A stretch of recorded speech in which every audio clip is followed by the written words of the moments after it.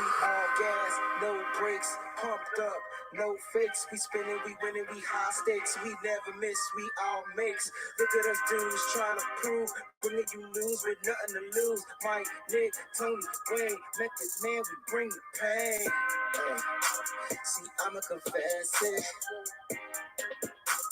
We under the pressure. If you looking to find us, we them nothing but Niners. We nothing but Niners. We nothing but Niners. We nothing but Niners.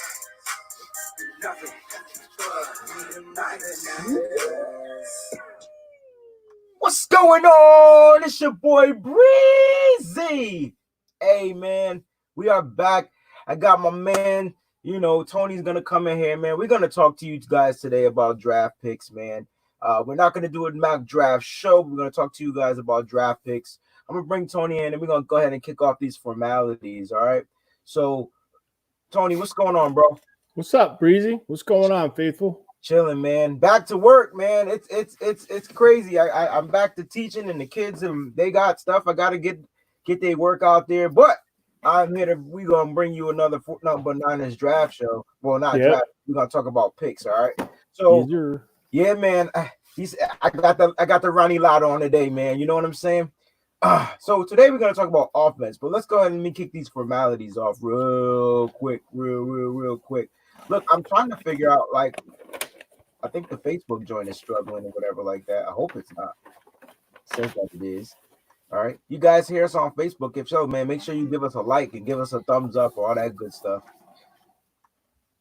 All right, man. Look, hit that like and subscribe button. You already know what time it is. It's right there down there. Make sure you hit the like and subscribe button. Guys, when you subscribe to our channel, you'll get all the latest notifications and all that good stuff when we're doing shows and going live, and Mike and Tony and Nick and Wayne and all the other guys, when they come on here, you'll get the live alert, right? So make sure that you are subscribing to our channel. Make sure you hit that like button. The more likes that we have, the more content that we're able to bring to you, the more search networks and all that stuff we're on. So make sure you guys hit that like and subscribe button. All right, you can follow us on Twitter and Snapchat. I'm gonna try to read this exactly the way I see it on the screen.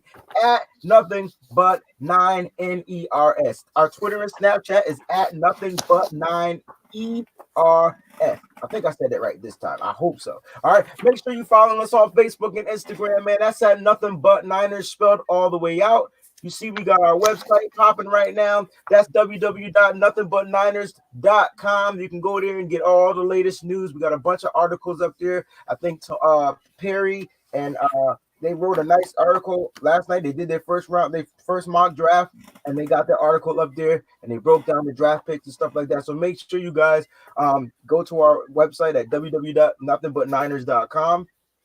If you guys want to send us emails and all that good type of stuff, that's our email address right there. That's NB9ERS at nothingbutniners.com. So you can email us. I hope you guys emailed us some stuff today because we're going to talk about it on the show. All right. And last but not least, guys, you can get that Nothing But Niners apparel. We finally have our own brand we were selling stuff before, but we actually have our own brand where we have a site to where you can go and get it. So make sure you go to shop NB9ERS.com. That's shop nothingbutniners.com to get the latest apparel. Man, formalities, I hate them, but gotta get them out. All right. So talk to us, Tony. Look, I gotta try to figure out why our Facebook channel, it looks like it's not pumping on Facebook properly, but I don't know, man.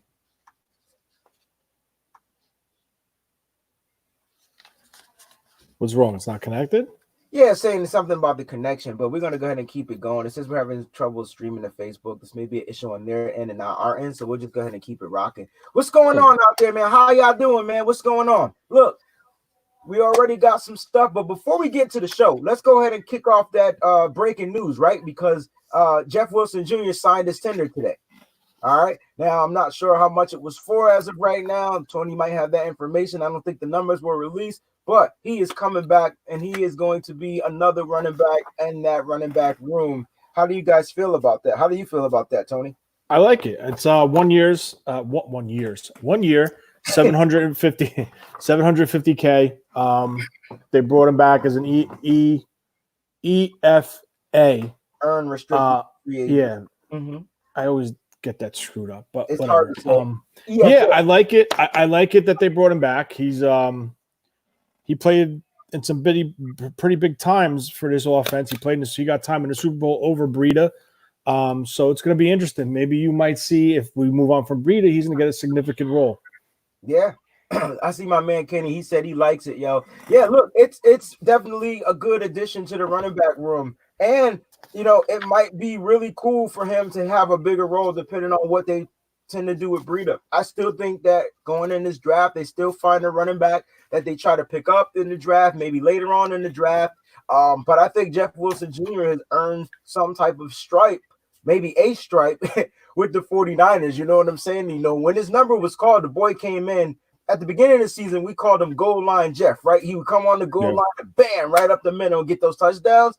And then when he caught that pass from Jimmy G, when he wasn't probably even supposed to be in the game, and he came in and was like, oh, snap.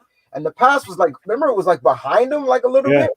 It was crazy, yo. And then he caught it for a touchdown, man. And then after that, his road declined because you had the other running backs that you had to get in there. But definitely a good piece. I'm cool with the $750,000, man. I wish I had $750,000. I wish the government put that in my bank account right now. I would take care of everybody from Nothing But Niners. You feel me? But it is what it is, man. So yeah, Jeff Wilson Jr. is back. Also, did you guys see the John Lynch Instagram post, man? Make sure you check out John Lynch Instagram post. Adam Schefter definitely retweeted it. It's up on Nothing But Niners right now on Instagram. You can see the war room set, and all I see is computers and telephones ready for the draft on Thursday. Tony, what you got out of that? Man, I love it. I'm souped about that. I love shit like that. Actually, I'm thinking about when we're on for the draft for the first night, I might actually go on from my phone and show you my setup. So I'm gonna have my two computers with my big monitor and a bunch of paperwork. But yeah, it's interesting. It's cool. I love stuff like that. I always wish I could do stuff like that, but it's really cool to see the inside, like the war room. Yeah, it's exclusive rights. Free agent. My bad. Exclusive rights. Free agent. Yeah, that's exactly. Like I like this shit so much. Like I'll be honest with you. Last year they had something out for like the Golden Heart Association that the team runs, and for $10,000, you could sit in the war room. Yeah. No cell phones, no nothing, bro. If I wasn't married and I didn't have kids, I would have paid that year in and year out to go see that. I swear to God. You mean to tell me I gotta pay you $10,000 and I can't use my cell phone? Man, they don't want you doing like this. Ooh, look at that board. My phone, my watch, something with technology would have been in that room so I can get a $10,000 worth, if you know what I'm saying. Just the experience. That would be an experience like another. Yo, that's more expensive than the Super Bowl, bro. Just the experience, bro. I hear you, man. All right.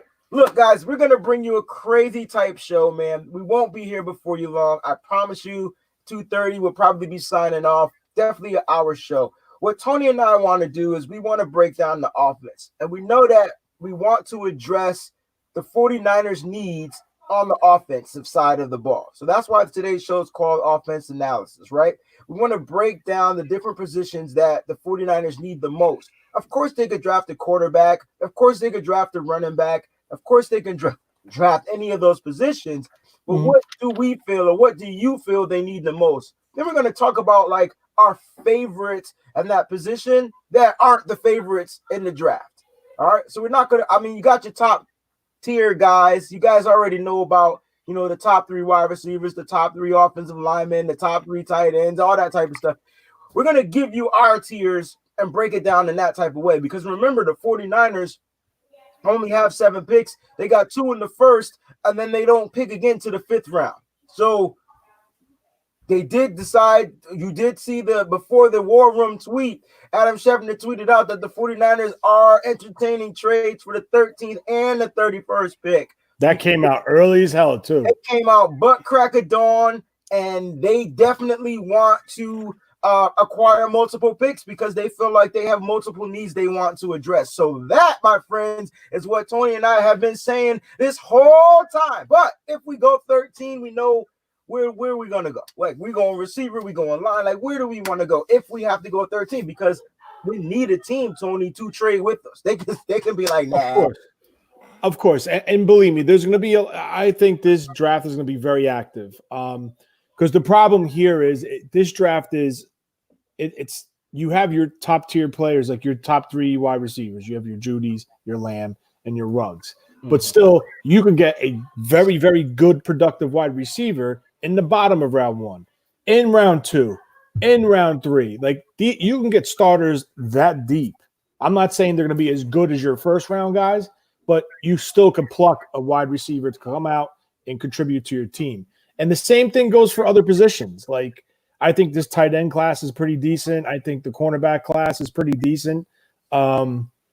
The tackle, the only thing, like the offensive tackle, I think besides the top 4, maybe 5, there's kind of a little bit of a drop off. But okay. I mean, that's what it is.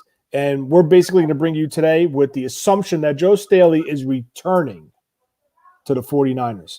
I hope he does, but from Matt Mayoko's mouth, it's 50-50 right now. So I'm going to go with the assumption that he's going to come back for 1 year.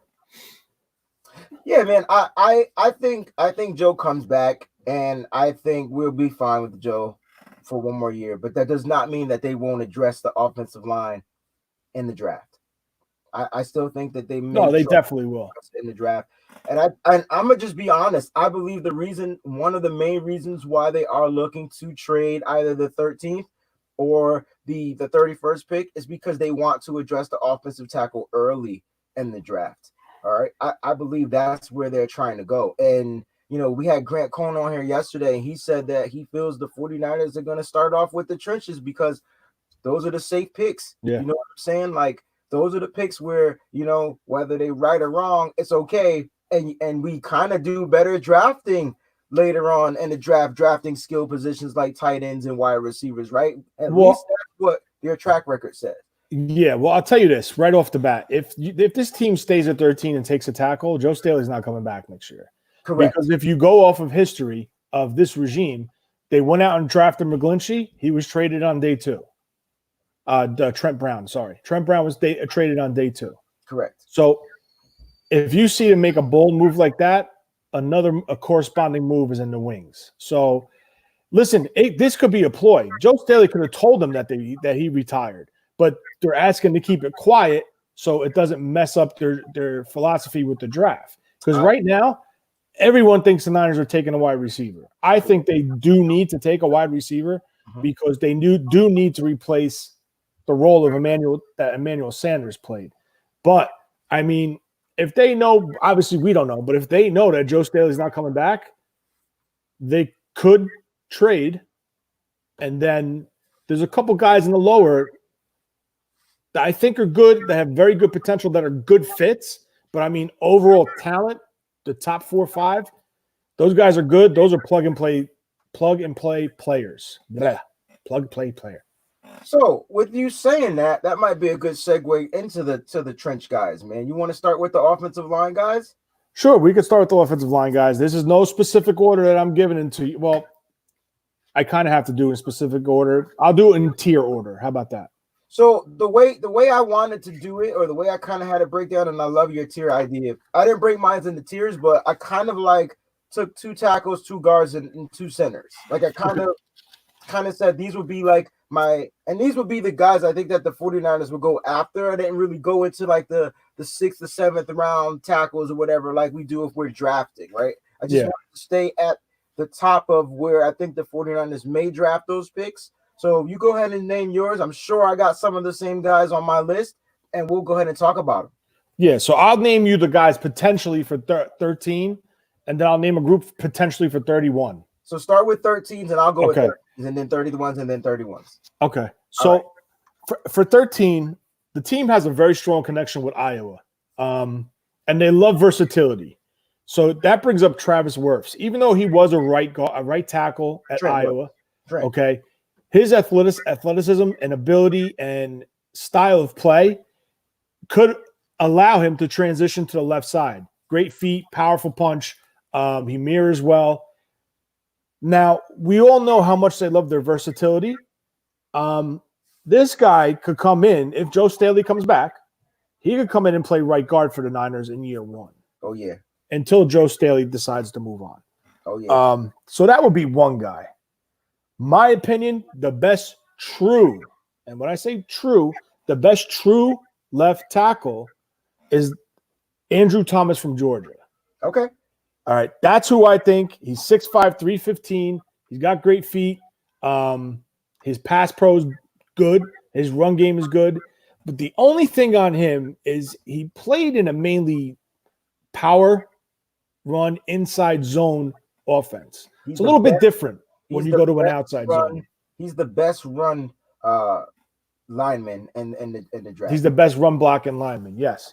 So those would be like my for 13. That's what I mean. You know, you have Mekhi Becton. I don't think he's a scheme fit for us. Yeah, Jedrick Willis is a true right tackle. Let's get into those guys later. But let me go with my 13s, and those are great guys. Yo, I feel like you and I don't know where we share stuff at, but I definitely know we share some type of brain together because the Tristan Wirfs pick is spot on. And you said it yourself. You said versatility. And I got my guy Symmetry 7 up here. He says, I don't know if there are any offensive tackles in the first round that are as good as Brunskill. And that is, my friend, why Tony and I probably said Tristan Wirfs, if he's on the board and we need to go that route at 13, listen, that will be the guy for the 49ers. He will probably be the best pick for the 49ers when it comes to offensive linemen. A, because he can play two positions, and B, he plays the tackle well, but he plays guard like elite, right? And it's because he's big, he's strong, he's a mauler. He likes to get out and run block. He likes to run people over, chew people's chest off. Like he's a mean guy. All right, we've had one of those guys before. I don't like to mention his name because I don't like how he kind of like. I don't know if this is the way he exited and wanted to be out to go to Minnesota. He kind of like did his dirty. But this guy, Tristan Wirfs, reminds me of that particular person that used to play for the 49ers. And not only like is he listed as a tackle, he's the strongest out of all of them. And at the end of the day, he can play two of the positions. But Tony and I, we have differences on who are the best tackle if we were looking for a tackle. And I love Tony's pick. But my guy is Jedrick Wills out of Alabama. And he's the best pass blocking tackle. And he's probably, if we're going to give your boy Thomas a in run blocking, I got to give him a B in run blocking. Like, or A- or whatever. So his run blocking skills is still up there. But I think that Jedrick Wills does both of those run block, pass block, it's almost equal. So when you're coming in, in that zone scheme, you don't got to worry about no one, protecting your quarterback on the end. Cool, that's a thumbs up. It's all good. Hey, but when it comes to pulling out the zones, those linemen out when you're doing those runs, man, he's definitely a good run blocker. So I'm going with Jedrick Wills. That dude is huge as well. What is Jedrick Wills' size? He's a dominant run blocker. He's insanely athletic for his size, and he plays with the edge, man. 6'4", 315. 6'4". I'm trying.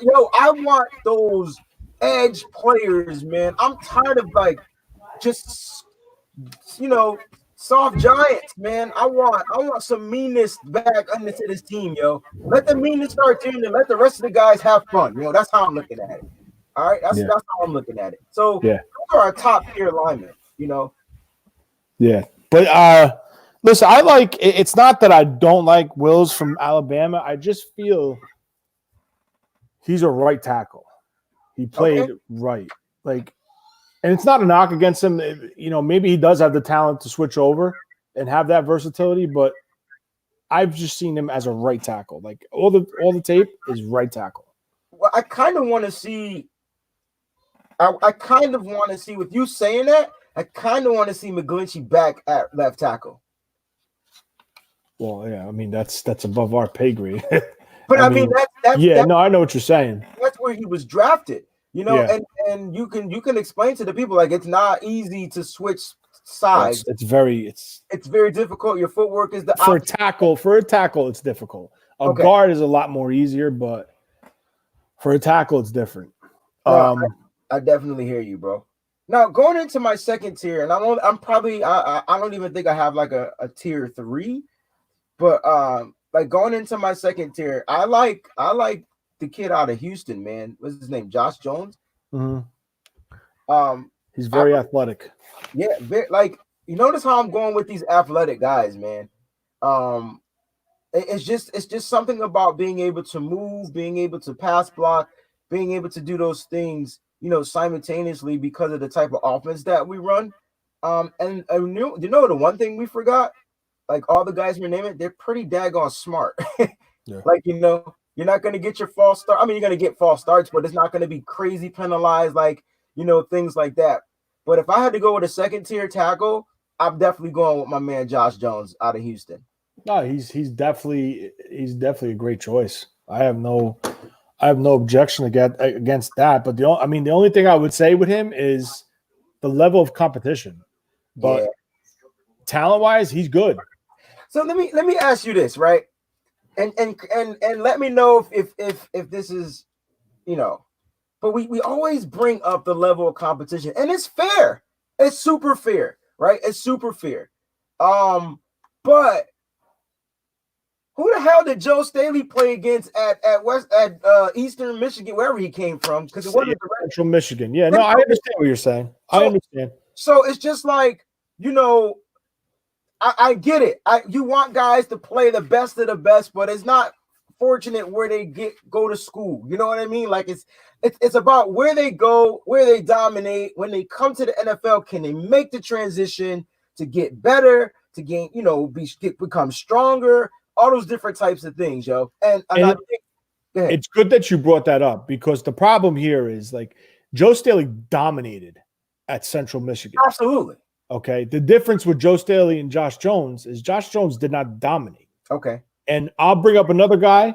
The other guy is Cleveland from Boise State. Yeah. Another phenomenal athlete, but didn't dominate his competition. So that to me is like, okay, well, he's playing. I don't even know what. I can't keep up with the college divisions, but he's playing in that type of division, the Southwest Pac. I don't know. And he's struggling. It's not now. See, like Matt Pert is an interesting guy that Ed just brought up. That's my guy. Dominated. Yeah, he dominated at his level of competition. Agreed. So that's something to consider. And that's so now you're talking third round.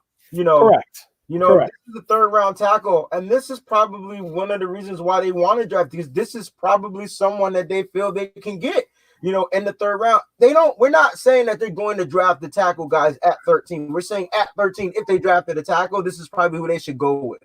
But, you know, moving into the second round, my choice was like Josh Jones, and then his choice was probably the Cleveland from Boise State. Now that you brought up Pert, like this is a guy like I would draft in the second round. Like, you know, this is a guy, if I was late in the second round, this is a guy that I like. And is it when it comes to playing the tackle, there's also a center I like that could play guard too. Out of Temple, Matt Hennessy. I like this guy. You know what I'm saying? So if you miss out, we didn't talk about centers yet, but if you miss out on, you know, Ruiz and Cushenberry out of LSU, Hennessy is a good option. Yeah. No, you're absolutely right. But just before we go forward, I just want to touch on one tackle. That could be bottom round 1 into 2 if we trade back. And that is the tackle from USC, Austin Jackson. Yo. Okay. Talk about him. I feel that he's probably one of the top 2 really good fits for this offense. He's athletic. He's got great feet. A guy who can pass protect, guy who can run block. He's a little inconsistent. There's times he dominates, and then there's times where he's like, what the hell is he thinking? But that's someone to keep an eye on. He's young. He also could kick into guard. Yes. If needed. But that's someone to keep an eye on. Khalil Callie, you're 100% right. Yeah, this guy's a beast. And I can't even say his name. And Hakeem, just Hakeem. We're gonna call him Hakeem. Yeah, Hakeem the Dream. Yep. He is a very, very talented offensive lineman. They got him projected going in the 5th round, though. Yeah. The problem with him is he couldn't settle at one spot. He'd be a left tackle. Then he'd come in as a right tackle. Then they kicked him in the guard. He couldn't dominate and settle down in one spot. They kept moving him. So with that, the way I see that is that there's an issue. The guy has talent. He's athletic. What we look for in an offensive lineman. He has versatility. He could play guard and tackle. He could play the right and the left. So that's a positive that we look for. But the thing is, it's not that I don't like, but what's concerning to me is why couldn't he lock down a spot? I wonder if that was a system thing, though. Or do you think it was him? You know how we move guys around? Of course. You know, I wonder if it was something like that, and the fact that he has experience at all 4 of the spots, possibly, might be. You know, it sucked for him because he couldn't get a solid film at the one spot where he could dominate, but maybe he became a little jack of all trades sort of kind of player. I don't know, man. I don't know. There are some other guys that we definitely can address. Like, I mean, obviously, you know, the Cesar Ruiz pick, the Cushenberry, those guys can play guard, center and guard. One of my favorite guards, though, I feel like we could get in the 4th round. If we had the capital, it's Jonah Jackson out of Ohio State, man. It's something about that kid that I love. He runs with the edge. He's a great run blocker. You know, he's able to get out there and pull. Great footwork. And he's a Big Ten guy, man. And you know, when we talk about the Big Ten linemen, that's just something that they have to be pretty good at. Like, they have to be good at their positions. If you notice, like the Ohio State line and the Michigan line, you're talking about like players higher up in the draft, but their whole line, like, just look at how those guys were running the ball. The quarterbacks were running the ball. The running backs. Look at follow every team out of the Big Ten and look how those guys were balling out, man. There's some guys in this draft that we definitely can get. Again, if we got to go late in the draft, I got him going in the 4th round, man. I think his grade is higher than where he's projected to go. I'm hoping you could get him in the 4th. He may go higher. Yeah, he would be a nice fit. Physical, plays with a mean streak. He can move, head on a swivel, good IQ. He's very good with picking up stunts and blitzes. Ooh. So I mean that's all positives that you look for in a guard. Listen, there's no 1st round guard. There's no 1st round center that we would even consider. Correct. The only guy, would be the center / guard, Cesar Ruiz from Michigan, that I would consider at 31 or even in the top of round 2. Yep. They've been projected him to go like anywhere from like to Kansas City to maybe the Colts, the Giants in the top of round 2. But yeah, I'm very big on Jackson. Jackson was from New Jersey. He played at Rutgers for I think 2 years. He decided to transfer out. Great move by him. A couple other guys, you know, there's a guy from TCU, Cordell Awiyagu. That's a wide open offense, zone offense, a lot of screens, quick hitters out of the backfield, bubble passes, tunnel passes, halfback screens, whatever you want to call it, where the guard's got to get out and get downfield and lead.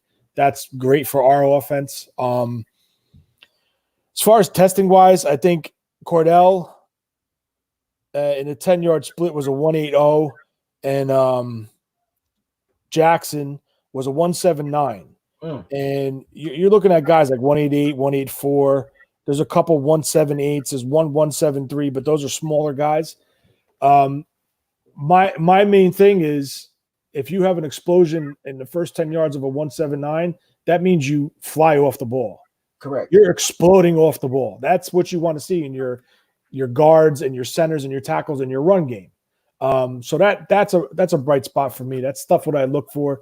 The 10-yard splits for offensive line. It shows you their explosion. Got you, man. Man, I think we addressed offensive linemen, man. Let's keep on that line too. Let's talk about linemen that can go out and go get you some passes. You know what I'm saying? Let's talk about the tight ends, man, since we're right there. All right.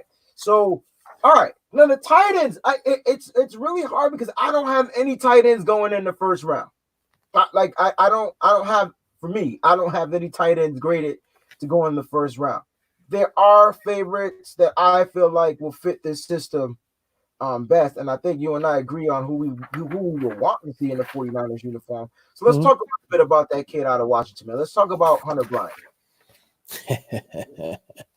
Hunter Bryant, he's 6'3", 248. He ran a 4.74.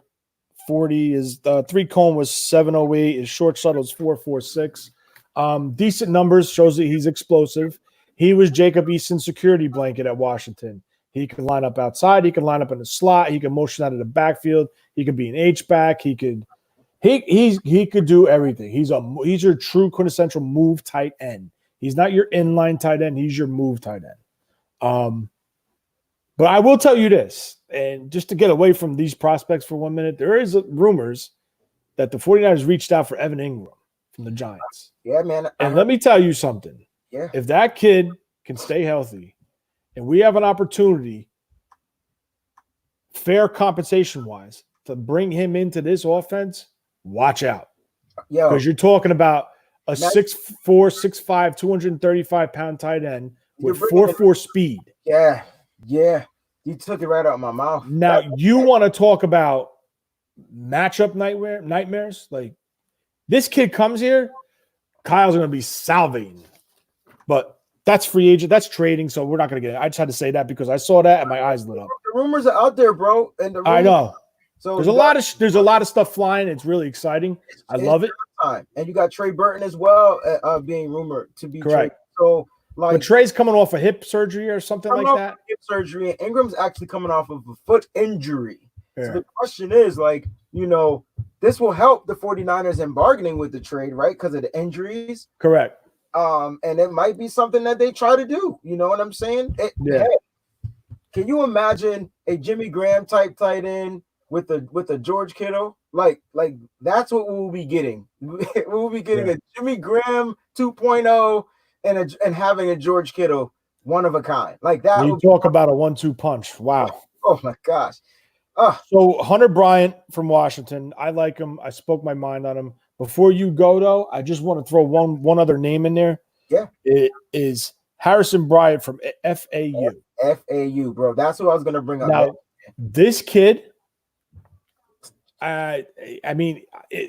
his style of play, the type of person, the way he is, the way they're talking about on ESPN right now, the 49ers are fielding offers for both picks. That's good.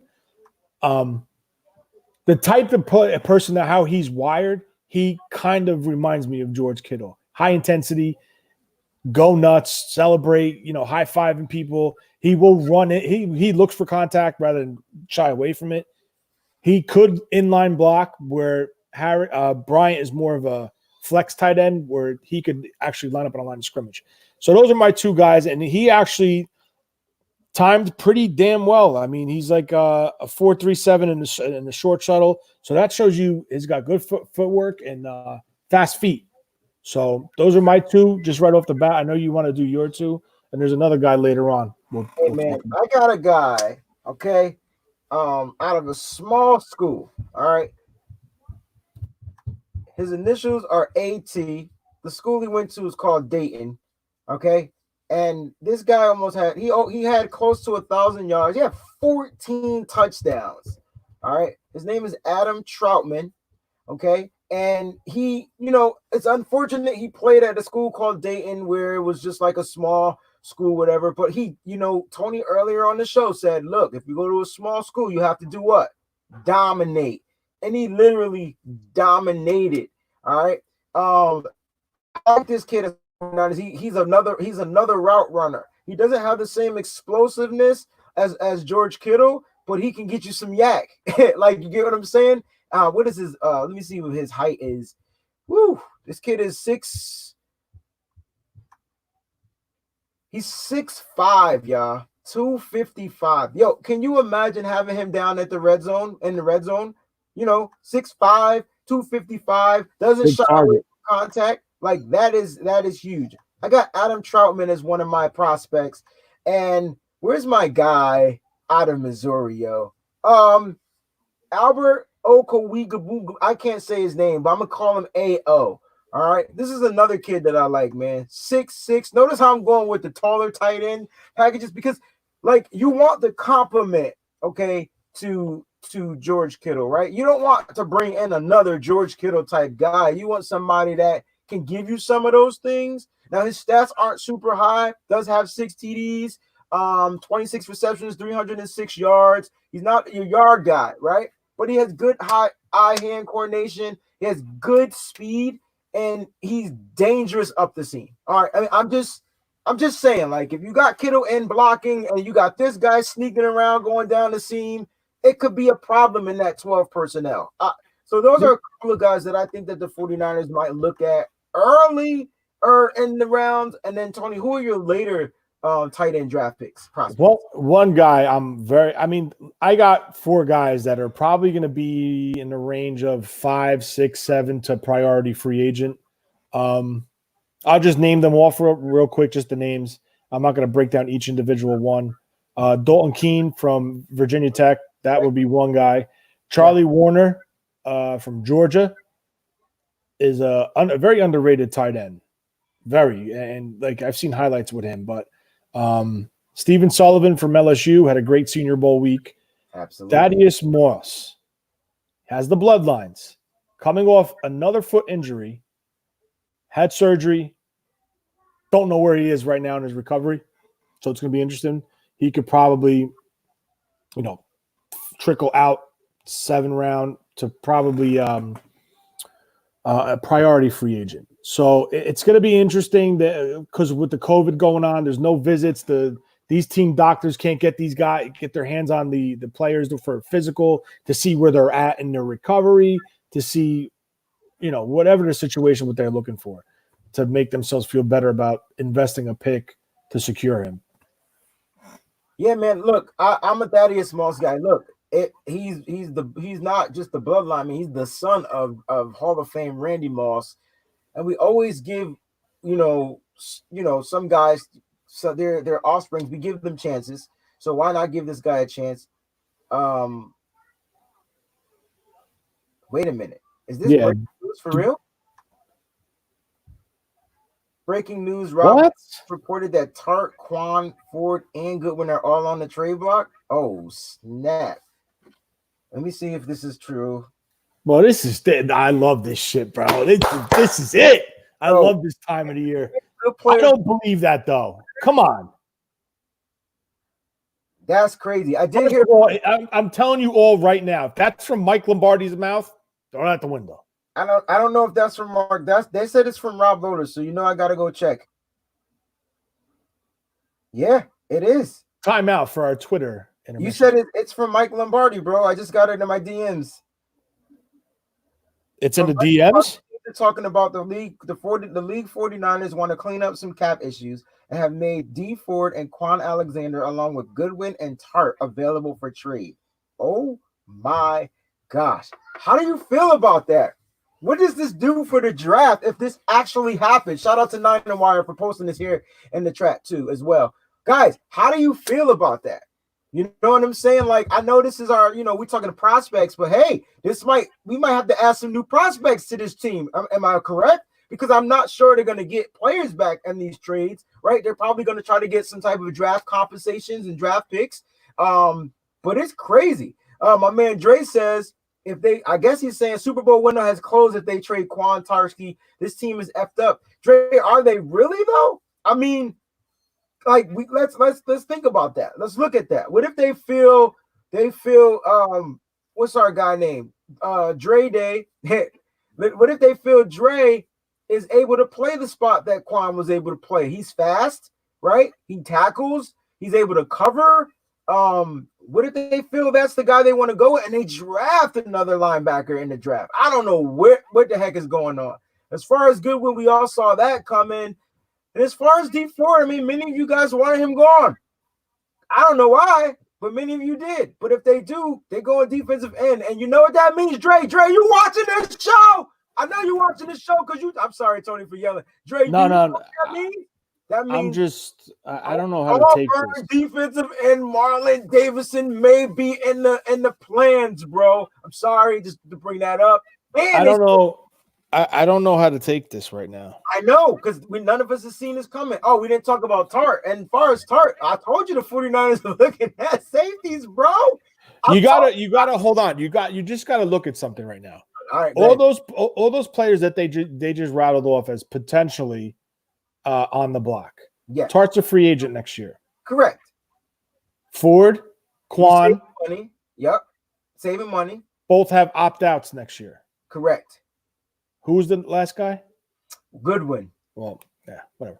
But I can't see them. I don't know, man. Hey, I'm kind of stumped. I'll be honest with you. This is our guy. I'm telling you, like Khalil, that's our guy. Now check this out.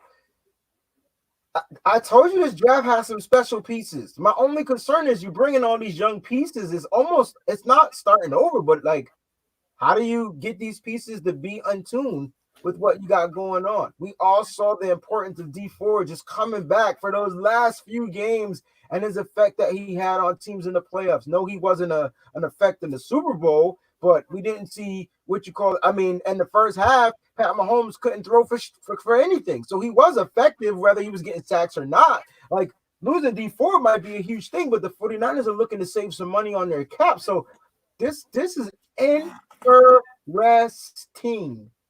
I don't know how to take this. I honestly, I think it's bullshit.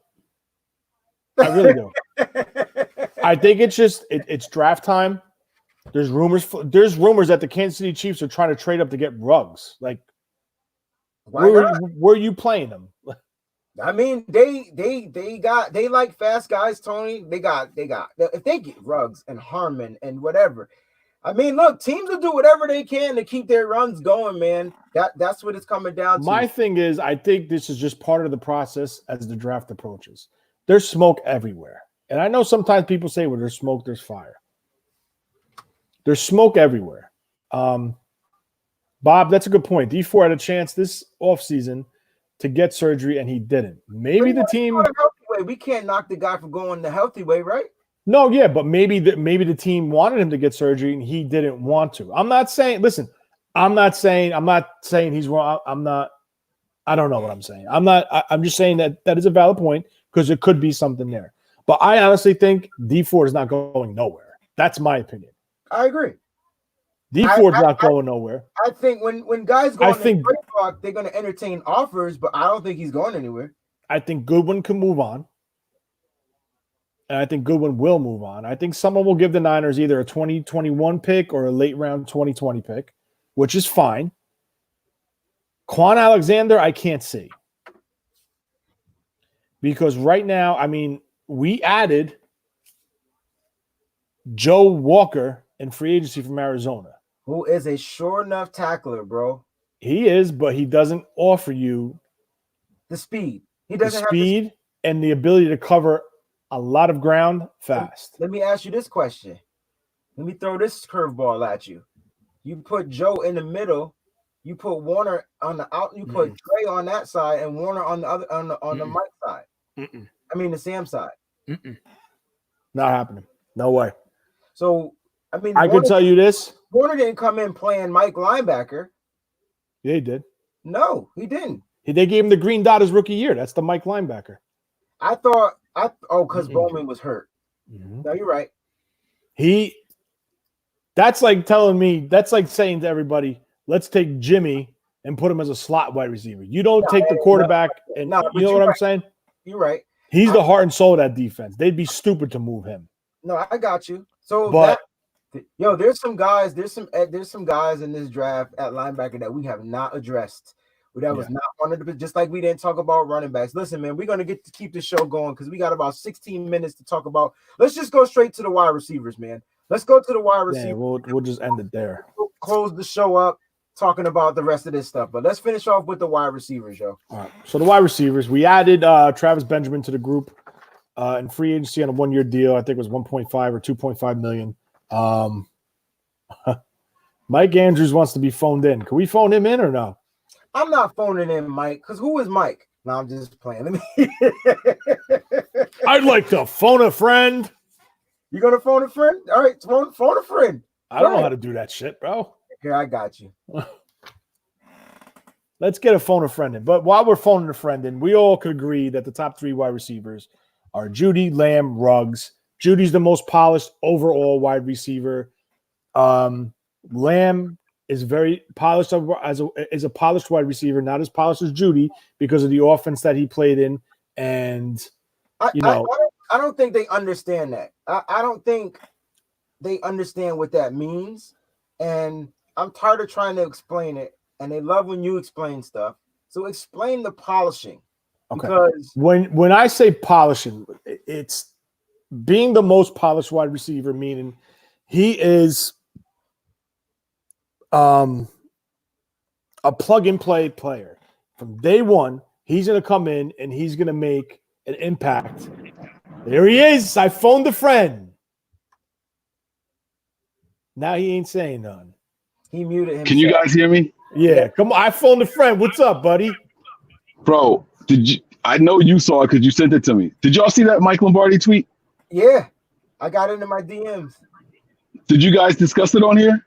Yeah, Yeah, we touched it briefly. we're talking about it. We're going back to our thing. We're gonna finish the show on it, yo. That's crazy.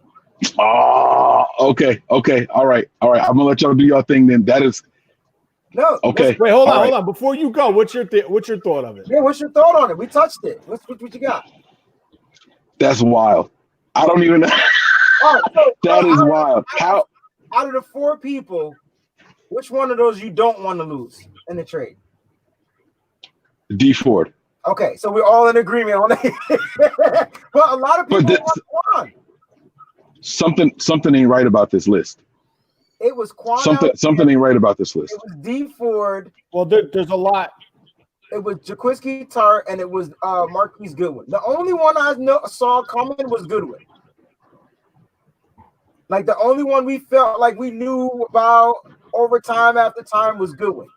I didn't think Tartt would be in that conversation because he's on his last year. Right. So why not finish paying him? He plays well with Jimmy Ward. Like, how well will Ward be if Tartt is not there? I wonder if that's one of those situations. I mean, I guess we'll find out. Right. Yeah, no, that's a little wild, man. That was I don't know. I just don't understand none of that. Yeah, it's definitely. I think, Mike, to be honest with you, I think it's smokescreen. You're in the most peak smokescreen time of the offseason is the draft. There's rumors flying all over the place, and like I talked to you earlier about how the Chiefs want to trade it up to get Ruggs and add them to that offense. It's crazy. Wow, look at Kenny posting that. Wow, that's bold. Bro. It's got to be. Oh wait, this is what they want. Here's all I know, man. If the Niners are getting rid of those kind of names, there has to be some serious depth around for them to do something with. And it doesn't make any sense. It doesn't add up. You're leaving serious voids on this roster if those are the kind of names you plan on moving. Think about this for a second. Let's just, if you just entertain it for 1 second, that all 4 of those guys, let's just say they're gone, right? And I'm including Goodwin, but whatever, right? Those other names are all gone. Then what does that do for, you got Buckner going, you got Ford going, and you got Alexander going all in the same offseason? No way. You're taking that window and you're slamming it shut. No way. It just doesn't add up. I'm trying to figure out, like, all right, when Tartt was out, who filled in for Tartt? Because I felt like we struggled. Or is it just me? Marcel Harris took over. Right. Marcel Harris is great versus the run, but he's not good in coverage. Right. That and are you telling me that's the guy you're gonna go rock with, going for another Super Bowl run? But I will say this: Tartt is a free agent, so that could be, a reason why this is being thrown out because everybody knows he's a free agent at the season's end. There's someone in this chat, I forgot his damn name, but he posted something about if they trade Tart, they draft Winfield Jr. Yeah, Now, I'm going to tell you straight up. I think they go after. If they could add Go ahead. Winfield to this roster, I think that's an easy. What I think happens is now you have two true interchangeable safeties on the back end. They both could play deep third, and they both could play in the box. So in that situation, I wouldn't be surprised if you see Winfield take the free safety and Jimmy goes to the strong safety, to be honest. But that's one situation. Now, as far as Quan, this defense played without Quan for how many weeks? A lot, like 7. Okay. So, but the thing that I'm going against it is they just renegotiated his contract and he took a pay cut, which is funny because he has an option. The team could have moved on for him, but he probably went to them and said, "Listen, I know I was injured. I know I didn't finish the season strong. You know, I'm willing to restructure my contract to help keep people around." So they lowered his salary, but now it's bumped onto the back end of the deal. So now I don't know if that's going to be an easy trade to do, but I do know there's a team option. So if a team does acquire him, they can move on from him. But the problem is, who's going to give up a draft pick knowing, well, I mean, they could, but like that's where I just think this whole thing's bullshit. I really do. I just think it's true draft time. Or is it clickbait? Fine. It's just clickbait. It's this guy's about to get 8 billion likes and 900,000 million followers and all that good stuff, yo. Just because of this, because he has definitely got the attention of the 49er fan base. I don't think the 49ers. Is it funny that this came out the same day? Is it funny that this came out the same day that the Schefter reported that the Niners are looking to trade both first-round picks? That's the problem, though. That means that if you're giving up that kind of talent, you need first-round picks. So it doesn't add up. That's my point. None of us making sense. All right, guys, listen, my minute's up here for the little phone to non-friend segment. But that was crazy. I didn't know if y'all had discussed it because I've been driving and working, so I've been able to see the whole show. So I apologize. Y'all keep doing your thing. I know y'all got like 10 more minutes left or something like that. So rock out, fellas. I'll see you guys on the other side. All right. All right. Yeah, man. So you guys heard it, man. It's crazy, man. All right. I tell you what, we're gonna run down these wide receivers very quickly. I promise you, we're not gonna talk about Jeudy, Ruggs, or Lamb. I can promise you that. I know Tony was explaining what makes Jeudy more polished. I think you guys can figure it out. We're not going to talk about those three. All right. So Tony, what do you got? What do you got us going for wide receiver? I'll tell you what. I'll explain the full breakdown to you if we draft one of them. How about that? That works for me. All right. So let's look at the second tier. In my opinion, my number one target, if we don't land those three, would be Jefferson from LSU. Bam, we connected. Same one. I love this kid. Everything screams Kyle about this kid. His statistics were either better or equal to all three of those other receivers. Well, two of those wide receivers because he had a better year than Ruggs right off the bat. Very productive at LSU. Last season, not this season that just ended. Season before that, he mainly lined up on the outside. This season, he lined up inside and outside. Proved that he's very versatile. He put up numbers. So that's one guy. And if you look at him, he's 6'1", 202. He's got good, decent size. He's a 4.43. He's a 2.59 and a 20-yard split. He did not participate in the three-cone or the short shuttle. His vertical is 39.5, which is pretty decent. You got guys in the 40s over here, 40, 42. He did not bench. That's one guy. Another guy I really like that's probably going to be the mid of the draft. Coming off an injury, but another guy whose father played in the pros, Van Jefferson from Florida. Very talented route runner, great hands, high IQ, creates separation, has a foot injury, I believe. It was a foot or an ankle. So the question is out on him as far as where he's at. He's another 6'1" guy, 200 pounds. He's got a little slower time with a 4.5. Did not participate in anything else, probably because of the injury. The second mid-tier guy, well, a little bit lower than tier 2, going borderline tier 3. Big guy, Brian Edwards, South Carolina, physical, manhandler. 6'2", 212, 4'5", 240. Did not participate in pretty much anything else.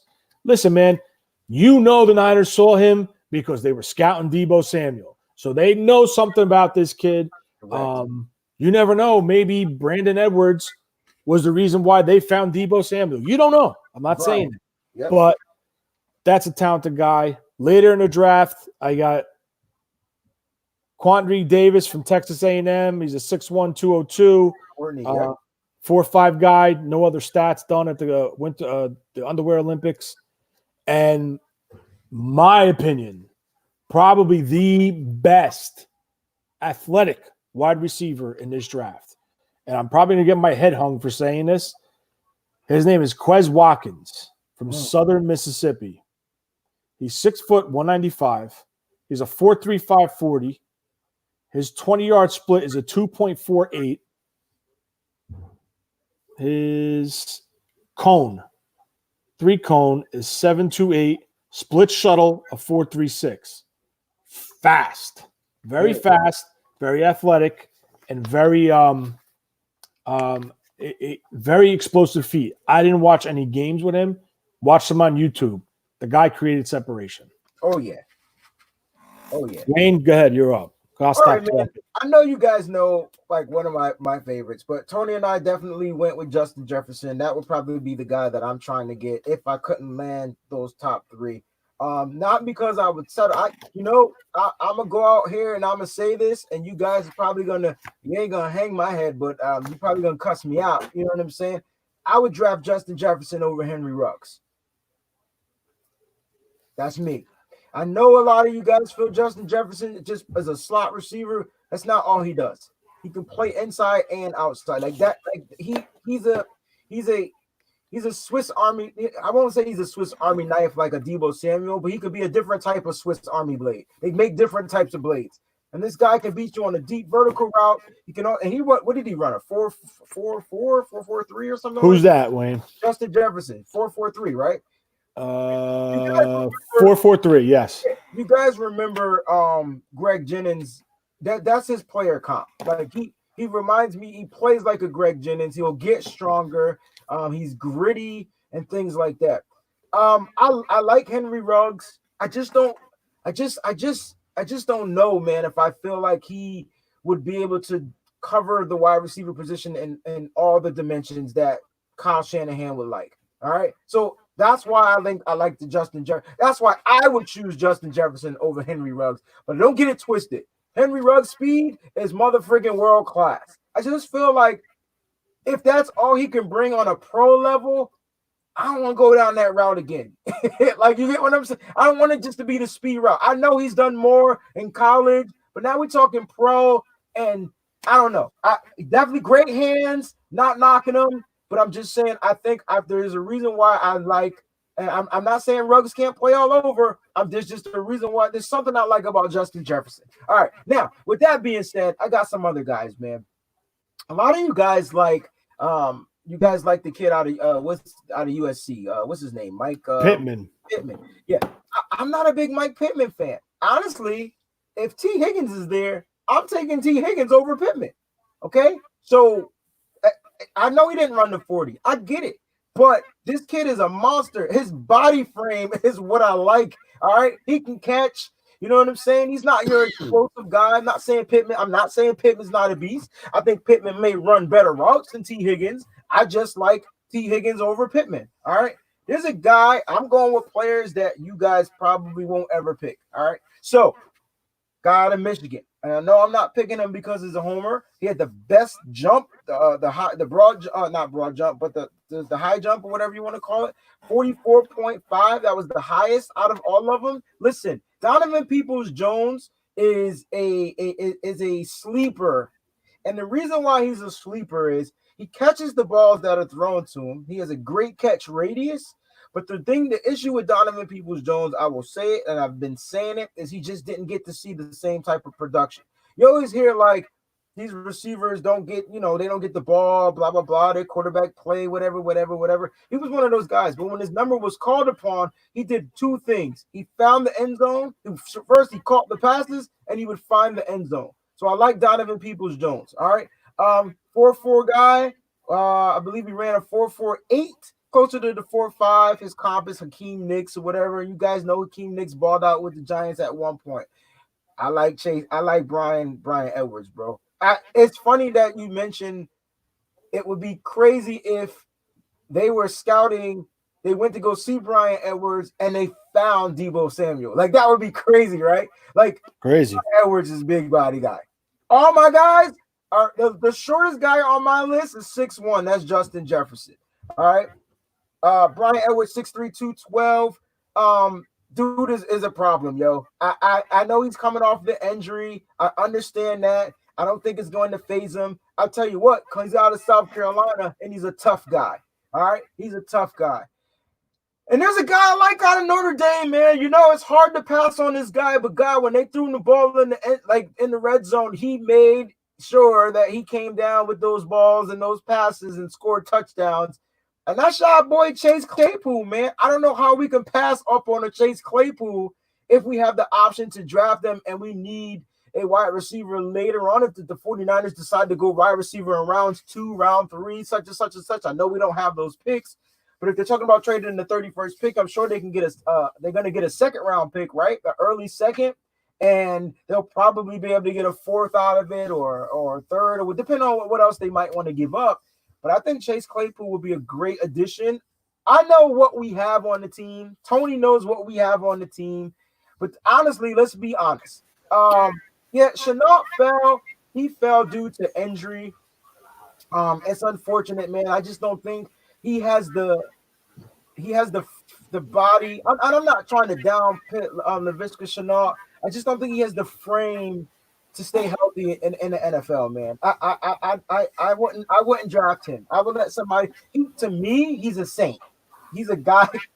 He will be able to play really well in that type of system. But they just signed so I'm not sure they even go wide receiver in this particular draft. All right. Also, you guys know I love Jalen Reagor, right? But I just don't want to go with a 5'11" guy when we got Deebo doing that stuff. All right, so I just, as much as I like him, I just think that he brings you that kind of same type of game plan. Fast guy, Jalen Reagor is dope. I just feel like we need to up the level. I think we need to up the size, up the target, up everything when it comes to the wide receiver position, because we still got other guys that we have to be accounted for. We still got our slot guy, Trent Taylor, if he's going to be healthy. We got to see what Jalen Hurd does. I know he's a big guy, big target. We got to see what they do. But let's just be honest. We don't know if those two guys are going to be able to play or hold their bodies. They're going to be able to hold up on an NFL team. And that's why I decided to go with those 5 guys, man. Tony, what was you going to say? One thing, it doesn't matter how tall, how small, how heavy, how light. I agree. Kyle wants one thing: create separation. You could be 6'8", 210. You could be 5'4", 89 pounds. You create separation, Kyle's going to look at you. And that's all it comes down to. That's another thing, somewhat breaking news, nothing team related, just draft related.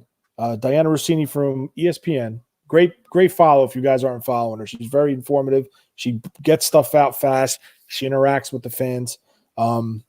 She just tweeted about 45 minutes ago, I'm texting with multiple coaches and GMs who are on this mock draft call, and everyone is saying the same thing, which is bandwidth is a problem. There are many communication issues.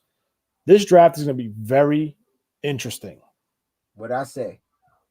Very interesting. And I hope to God it doesn't screw up. I hope it goes smooth for, knock on wood. I love the draft. I really hope, because of what's going on with the COVID, it screws it up. Because if it does, I'll be devastated. Yeah, man. They need to fix this shit. Look, someone asked about T. Higgins. What was the thoughts on T. Higgins? That was one of the guys that I picked, man. Look, his catch radius is huge. All right, he's a guy that can go up and get the ball. You guys remember Allen Robinson out of Jacksonville? I know they sucked at the time. He was a problem. He just has that huge catch point radius, man. That's who he reminds me of. It sucks that he didn't run the 40, so we don't really get to know how fast he can run. He can create separation, and he's a red zone target. I don't know how much separation you're trying to create in the red zone, Tony, But you give me a big mother sucker, yo, where I could just throw the ball to that out of bounds line and you just go up and get it. That's what I would be looking for in the red zone. You try to create all these separation plays, what might happen? Pick six, fumble, like all those different types of things. Like, you know what I'm saying? That can happen when you throw in the red zone. Man, just give me a big motherfucker, yo. I don't care if that's all they do their first year until they can learn some more. But give me a big guy that I know that can catch those balls, man, and can get their toes inbounds and all that type of stuff, man. I just feel like that would be something. I've always been wanting to get a big receiver. All right. I've always wanted to get a big receiver. When I said, "Low, let's get this guy. Give me a bigger body dude." I get it. It doesn't matter. It's just a preference, guys. It's a preference of what I like. Yeah. So, I mean, that's what we got for you guys today, man. We talked about wide receivers. We talked about the offensive line. We actually spent the most of the time on the offensive line, which means something, right? That might mean something. The good thing is we're not getting any more rumors about our left tackle, all-pro Joe Staley, but we are getting rumors about that. And before we go ahead and close out the show, because it's a little bit over the hour, yo, man, again, if you guys didn't hear, there's some breaking news going out that the 49ers are looking to put some guys on the trade block, according to Lombardi, and it's not looking good, man. It's looking like, if you're just tuning in, we may lose D Ford, we may lose Quan Alexander, we may lose Marquise Goodwin, and we may lose Jaquiski Tart. I know Nick is probably crying because if Marquise Goodwin goes, he's gonna have a baby on the show. Like that's his guy. As far as I think the biggest loss in that whole 4-man package would be losing D Ford, surgery or not. I think that guy is what we need on the opposite side of our rookie. So we shall see. You know what I'm saying? We shall see and how it goes. And Dre says that if you read the tweet, it came from other franchises, not our team. So if it's not our team posting it, it's probably other people talking. And it was a mock draft where they were testing out the draft. So maybe it was just a smoke screen, like some people said. And, you know, to be the first person to break a story, you want to get it out, blah, blah, blah, all that good stuff. It would be interesting, though, for me, Tony, to see how well Jimmy Ward plays without Tart. I know he had to do it, but I feel like they're inseparable, man. They are. They're high school teammates. Like those guys, I'm not saying they need each other. I just feel like they're inseparable, man. Like you take one apart, man. Like I don't even think Jaquiski played well when Ward was out. Like, you know, I just feel like they're inseparable, man. It would be hard to break those guys up. And I tell you one thing, if Jaquiski Tart balls out for the 49ers, if he's still a 49er and he balls out this year, guess what he'll be getting? An extension just like Jimmy Ward. Yeah. Listen, guys, I'm watching ESPN over here just in case you haven't realized. I've been turning my head often. Mortensen and Adam Schefter both said the 49ers are rumored and expected to be very busy during this process. So I'm telling you all now, just set your alerts because I got a feeling it's going to get crazy within the next day or two. Yeah, they're going to be entertaining and fielding trade offers. And if the right thing comes across the board, we definitely will make sure we bring you that breaking news during this pandemic. All right. So guys, make sure that you guys subscriptions are on, make sure your alerts are on, make sure everything you need to know from Nothing But Niners is on, and we will make sure we bring you guys that content as well as the news as fast as we can. We're going to go ahead and get on up out of here, man. I appreciate each and every one of you out there. Tony, you know, you my man, 50 grand. Thank you for doing this with me. No doubt. Again. And it's been all good, man. Like it's been a great show. I can't wait till we do. I think tomorrow I'll be on here talking about the defensive guys with Mike. That should be interesting. Because that should be interesting. Because I don't know what's going on with 3 of those 4 that are apparently on some fake trade block. So that should be an interesting show. Any last words, Tony? Final thoughts? That's it. I want the draft to come already. That's all I got to say. Yeah, man, I'm one of those people that I wish I could just close my eyes, go to sleep, and be like, it's draft day. I'm probably the only person in this group that has not watched that movie, so I promise I will have a... Bro, are you serious? You didn't watch Draft Day with Kevin Costner? I'm going to take it old school. I'm going to do a book report for all of you guys before the day of the draft, right? I'm going to have a book report review for you guys on that particular movie. No, I have not watched it, so don't yell at me, okay? I got my reports ready. Oh, God. Yo, just like fax those to me or something like that. All right, guys, man, we're gonna prepare for glory, Anticipate pain. but we're always gonna remain faithful, guys. Man, thank y'all for tuning in. Peace out.